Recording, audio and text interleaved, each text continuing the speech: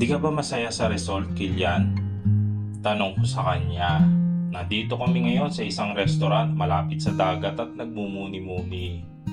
Isang linggo nang nakalipas na magkasakit ako at ngayon ang araw nang nalaman namin ang resulta ng finals. Napansin ko din na after ng paparty ni Cassie, lagi na siyang natutulala at madalas ay malalim lagi ang iniisip. Babe, tawag mo ba ako? Tanong niya at nabalik na sa ulirat. Oo, hindi ka ba masaya? Ano, may problema ka ba? Umiling naman siya at niyaya na akong umuwi dahil paggabi na. Bukas na rin ang recognition namin. Kaya naman dapat maaga ay makapagpahinga na kami. Makalipas ang ilang minuto sa biyahe ay nakauwi na rin ako at nag-good night na siya at humayo na. Nakita ko naman si tita na nagkakape sa salas at may nire-review.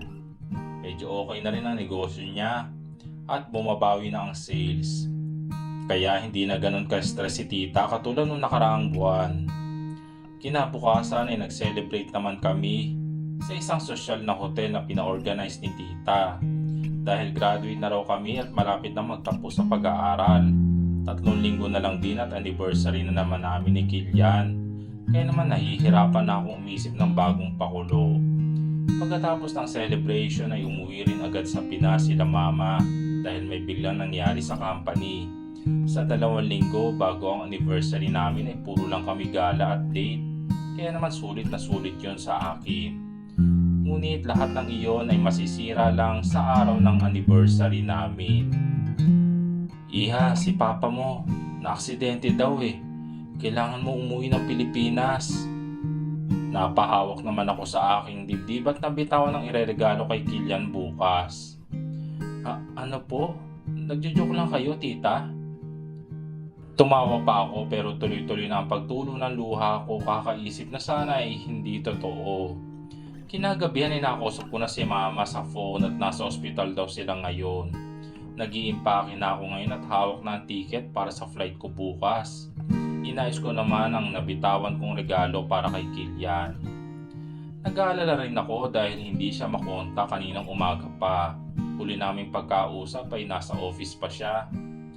Mag-iingat ka iha sa biyahe ha. Susunod din ako doon. Ayusin ko lang ang negosyo ko. Tumango na lang ako at niyakap si tita. Kinabukasan ay agad naman akong binisita ni Ria kasama si Matt at kinausap. Bes, gusto ko sana sumama kaso hindi pwede. Lagi mo ko tawagan ha. Ilang buwan ka ba doon? Napaiyak na rin siya at hinawakan na mahigpit ang aking kamay. Babalik ako dito bago magpasukan. Huwag kang mag-alala. Mag-ingat ka rin sa biyahe ha. Siya nga pala yung boyfriend mo nag-text sa akin na nasa opisina raw siya. Ganun ba? Sige, ako na lang pupunta mamaya. Pakibantayan na lang si Kilian para sa akin na pati si tita. Tumango naman sila at niyakap ako muli ng mahigpit. Nagpalipas naman sila ng tanghalian at sinabay na ako sa kotse papuntang company nila Kilian. Kabado naman ako tila may hindi magandang pakiramdam pero pilit ko na lang isinasawalang bahala. Ilang minuto pang lumipas ay nakarating na rin kami. Iniwan ko na muna sila Asaria sa lobby at sumakay na sa elevator. Nagitla naman ako sa paglalakad na makita si Cassie na may daladalang envelope at pumasok sa tinuro ng babae na office daw ni Kilian. Dahan-dahan naman ako lumapit sa pinto at binuksan na sana pero nagitla ako sa sinabi ni Cassie. Buntis ako, Kilian, at ikaw ang ama. Kaya hiwalayan mo na si Riz at tanggapin mo na ang proposal ni Daddy na pakasalan ako. Pinigilan ko naman ang sarili kong makalikha ng ingay. Pero aksidente lang yun, okay? Pananagutan kita, pero hindi ko hihiwalayan si Riz. Hindi ko na kinaya ang mga nalalaman ko, kaya naman dahan-dahan na akong umalis at bumaba na sa lobby. Dala-dala ang lukot-lukot na regalo ko para kay Kilian. Halo-halo ang emosyon ko ngayon at hindi na nagtubili pa na pansinin sila Ria tumawag sa akin. Agad na akong pumara ng taxi at hinagis ang regalo. Sinabi ko naman ang address ni tita kaya agad na kaming nakaalis. Pagkatating ko agad ay umakyat ako kasama ang mga bagahe ko at sinakay na sa taxi. Naguguluhan naman si tita at nagtatanong bakit ako umiiyak.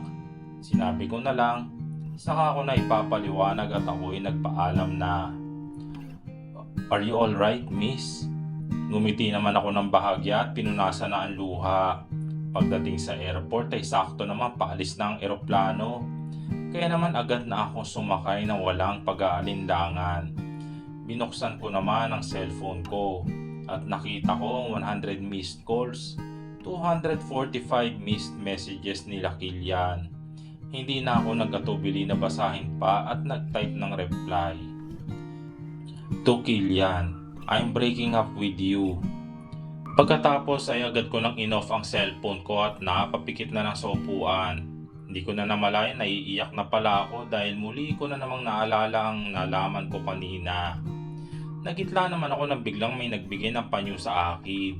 Unti-unti naman ako napalingon sa nagbigay at nagulat dahil si Tob ito. Oh, bakit ka umiiyak? Ang ganda mo pa naman sana. Hindi ka ba makapaniwala na nakasakay ka na ng eroplano?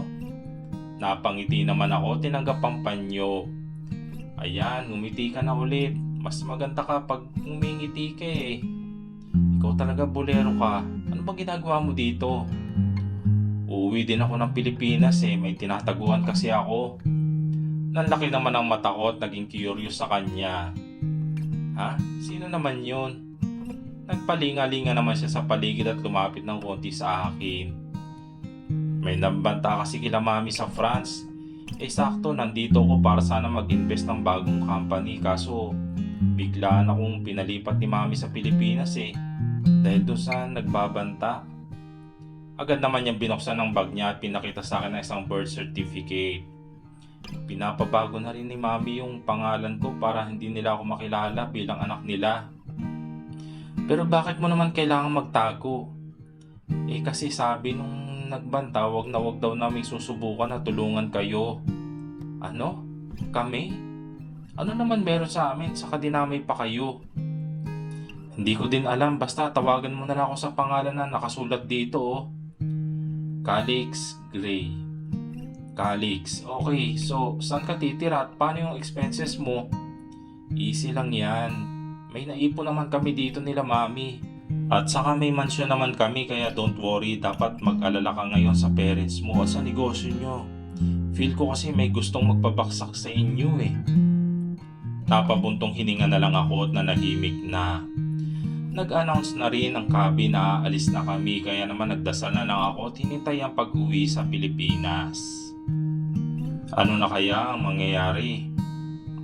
Itutuloy.